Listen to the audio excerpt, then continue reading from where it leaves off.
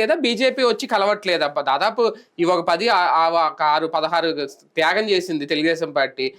జగన్మోహన్ రెడ్డి లాంటి ఒక బలమైన ప్రభుత్వాన్ని గద్దెదించాలంటే కేంద్రం నుంచి కూడా వాళ్ళు సపోర్ట్ చేసి బీజేపీ నేతలు వచ్చి 4 విమర్శలు ఆరోపణలు చేస్తేనే కదా టీడీపీకి బలం వస్తుంది. ఎందుకు సైలెంట్ గా ఉంటున్నారు కదా? అది ప్లాన్ చేయాల్సింది టీడీపీ చేయాలా? అంటే పెద్ద పార్టీ ఎవరు?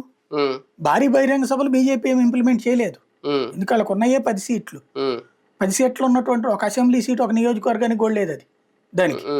అట్లాంటప్పుడు వాళ్ళేం పెడతారు జాతీయ బహిరంగ సభలు? చిన్న పక్షం ఇక్కడ, వీళ్ళందరిలో బుల్లి పక్షం అది. మరి వాళ్ళు ఏం పెడతారు? పెట్టాల్సింది తెలుగుదేశం, పిలవాల్సింది తెలుగుదేశం. మేబీ ఇప్పుడు రేపు అదేదో తణుకులోనే ఎక్కడో పెడుతున్నారట, దానికి కూడా పవన్ కళ్యాణ్ చంద్రబాబు అంటే కానీ పురంధేశ్వరిని పిలవట్ల. అవును, లేదు బీజేపీ అనలేదు. అదే పురంధేశ్వరిని పిలవట్ల.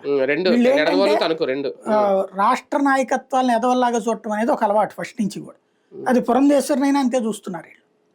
పురంధేశ్వరి కూడా పిలవాలి కదా. అక్కడ పురంధేశ్వర సోమవీరాజు అని కాదు కానీ బీజేపీని క్యాలిక్యులేట్ చేయట్లేదేమో. బీజేపీని క్యాలిక్యులేట్ చేయకపోతే మోడీ దాంట్లో జరగకూడదు కదా. అవును, అది జాతీయ నాయకులు అంటే జాతీయ నాయకులు మేము చూస్తాం, రాష్ట్ర నాయకులు చూడమని కదా అక్కడ. అదే అంటున్నాను. బీజేపీ రాష్ట్ర నాయకులు చూడరు, వీళ్ళు పట్టించుకోరు. అవును, అంటే ఆ సమన్వయం ఎక్కడ కొరబడుతుంది? ఇంకెందుకు కొరబడుతుంది? అది ఇంకెందుకు పొత్తు పెట్టుకోవడం? సమన్వయం లేనప్పుడు తప్పు కదా. ఇక్కడ వాళ్ళు ఏంటంటే ముందు పొత్తు పెట్టేసుకున్నది ఎందుకంటే బీజేపీ